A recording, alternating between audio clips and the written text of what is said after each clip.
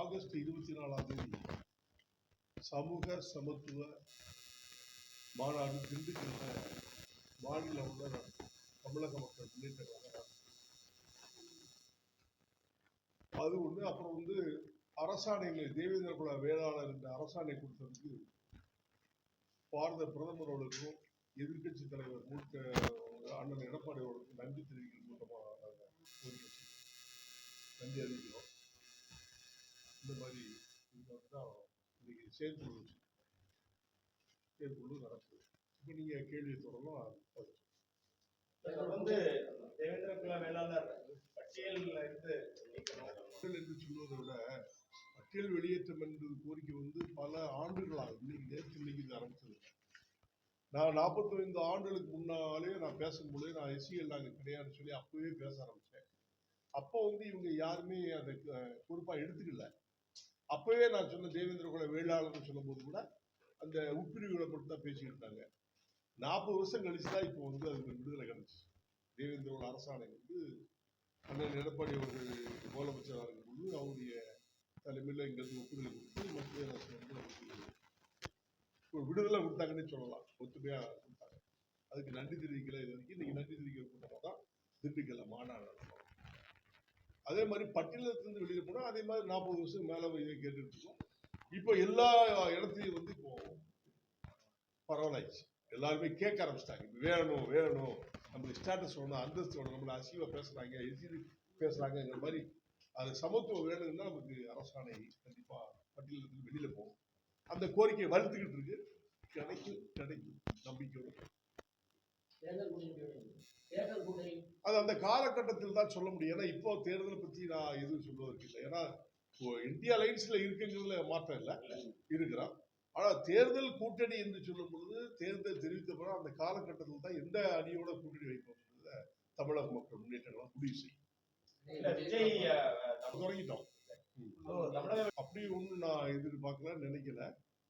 அவரு இப்பதான் அரசியல் கட்சி ஆரம்பிச்சு 2 வருஷம் ஆச்சு. தவக்க ஆரம்பிச்சு 2 வருஷம் ஆச்சு. அது அவருடைய ஸ்டாண்டு. அதுல அவருடைய ஒப்பீனியன் நாங்க சொல்றோம். நாங்க கூட்டணியில இருப்போம். தமிழக மக்கள் முன்னேற்ற கழகம் கூட்டணியில இருக்கும். எந்த கூட்டணி என்பது தேர்தல் காலகட்டத்தில் தான் சொல்லுவோம். அதை அந்த நேரத்தில் தான் நாங்கள் பயன்படுத்திக்கிறோம். இப்ப சொல்றேன், எங்களுக்கு யார் அங்கீகாரம் கொடுக்கின்றார்களோ அதோடு இணைந்து நாங்கள் கூட்டணி. அதுல எந்த மாற்றம் தான் முடிவு சொல்லணும். இப்ப நான் இது ஜெயிக்கும் அது ஜெயிக்கும் சொல்ல முடியாது. தேர்தல் காலகட்டத்தில் கூட்டணி எந்த கூட்டணி பலமா இருக்கிறதோ அந்த பலமான கூட்டணியை பொறுத்துதான் ஆட்சி அமைக்கிறோம். அதுல நாங்க எங்க இருக்கோமோ அங்கதான் ஆட்சி. தமிழக மக்கள் முன்னேற்ற கழகம் எங்கே கூட்டணி அமைக்கிறதோ அது நிச்சயமா ஆட்சி. தலைவருடைய ஸ்டாண்ட் அது நம்ம குறை சொல்ல முடியாது. அவர் இப்பதானே வந்திருக்கிறார், அதனால தனிச்சு நிக்கணுங்கிற ஒரு எவ்வளவு இருக்கு ஸ்டேட்டஸ் பார்க்க கவனிக்கலாம். கூட்டணியில இல்லைன்னா அவர் டிக்ளேர் பண்ணிட்டாரு. ஆனா கடைசி காலங்களில் மாறவும் வாய்ப்பு இருக்குல்ல. நிரந்தர நண்பனும் இல்லை எதிரும் இல்லை, இதுதானே ஸ்லோகம் தானே. அதனால இப்போ அவர் நீ சொல்லியிருக்காரு, சொல்ல முடியாது, பார்க்கலாம். கல் இறக்குவதை ஆதரிக்கும். கல் வேணும்னு சொல்றோம். நாங்கெல்லாம் சின்ன குழந்தையா இருக்கும் பொழுது எங்களுக்கெல்லாம் கல் இறக்கி தாய்ப்பால் இல்லாத நேரத்துல கல்லை கொடுத்துருக்காங்க. நான் கண்ணால பார்த்துக்கலாம்னு சொல்றேன். என்ன தம்பிக்கு தெரியும், எங்க ஊர் சோழாவரம் தான். தம்பி குடும்பங்கள் எல்லாம் நாங்கள் கல் இறக்குவாங்க. மற்ற இடத்துல இறக்கும் பொழுது அந்த குழந்தை, சின்ன குழந்தைக்கு, பச்சை குழந்தைக்கு பால் இல்லை அப்படின்னா அந்த சங்குல கல்லை கொடுப்பாங்க. இதை தேவாமிர்தம் மாதிரி அந்த கல்ல ஒரு பாலுக்கு, தாய்ப்பாலுக்கு ஈக்குவலா இருக்கும் பொழுது அதை எதிர்ப்பது தவறா இல்லையா? ஆனால் அது கண்டிப்பா இருக்கணும். எதனால அரசு, தமிழ்நாடு அரசு இதுல செய் சாய்க்காம இருக்குன்னு சொன்னா, டாஸ்மாக்கு குறைஞ்சி கல்லுல எல்லாரும் மோகம் கூட்டிட்டாங்கன்னா நமக்கு வியாபாரம் போயிருமே அப்படிங்கிறனால அவங்க யோசிக்கிறாங்க. நான் நினைக்கிறேன் இது முதலமைச்சர் தான் பதில் சொல்லணும். ஆனால் கல் இறக்குவது அவசியம். தொழிலாளர்களுடைய முன்னேற்றம், பனையிலிருந்து எடுக்கக்கூடிய பதனிலிருந்து எல்லாம் எடுத்துக்கிட்டோம்னா எல்லாமே நமக்கு தேவையான பொருட்கள். இப்போ நம்மளாம் பனங்கருப்பட்டிக்கு நிறைய இடத்துல அலையுதோம். இதெல்லாம் மிக்சிங் பண்ணி நிறைய விற்காம ரோட்ல போட்டு விற்காம அந்த பனங்கருப்பட்டி கூட கிடைக்க மாட்டேங்குது. தொழில் முடங்குது. ஓலை பாய் போயிடுச்சு, ஓலை குண்டாம் போயிடுச்சு, ஓலைப்பட்டாலெல்லாம் நிறைய நாள் நீங்க ஒரு கருப்பட்டியோ ஒரு பொருளையோ வச்சா கெட்டே போகாது. ஓலைப்பட்டால வச்சா அது மாதிரி ஓலை கீத்துல செய்யற வீடுகள் இருக்கு பார்த்தீங்கன்னா, ஓலை வீடுகள், அதெல்லாம் ரொம்ப ஆண்டுகள் நிலைச்சு குளிர்ச்சியை தவிர ஏசி மாதிரி உள்ள நம்மளும் இருந்திருக்கோம்ல. அப்படிலாம் இருந்ததை வந்து எல்லாமே அழிஞ்சுக்கிட்டு இருக்கு. அழியக்கூடாதுன்னு சொன்னா கல் இறக்கணும், பணங்கள் இறக்கணும், கருப்பட்டி வரணும், பதினி வரணும், வாழ்வாதாரங்கள் நிறைய இருக்கு. வாழ்வாதாரங்கள் அது சீரோட இருக்கும். அதனால கண்டிப்பா வேணும். அது எந்த மாற்றம் இல்லை.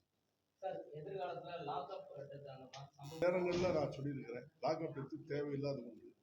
சட்டத்தை வைத்து சட்டத்தை எதிர்ப்பது தவறு. ஏன்னா சட்டத்தை வச்சுக்கிட்டு இப்போ நான் என்கவுண்டரே எதுக்குறாலும் நான் நிறைய மீடியால பேசியிருக்கேன். என்கவுண்டர் கூட ஒருத்தர் கொலைக்கு திருப்பி கொலைன்னு சொன்னா அப்போ நீதிமன்றம் தேவையில்லை, சட்டம் தேவையில்லை. அது லாக்அப் எடுத்து யாரா இருந்தாலும் இது அரசு கண்காணிக்கணும். இப்போ இன்னைக்கு அருமை தம்பி அஜித்குமாருடைய மரணம் என்பது கொடுமையான மரணம். நிறைய இந்த வெறி பிடித்த நாய்கள் கடிச்சு கொலை மாதிரி குதிரை அவனை கொலை செஞ்சிருக்காங்க. ஆனா அந்த பொண்ணை ஏன் அரெஸ்ட் பண்ணல? அவதானே ஏவல்.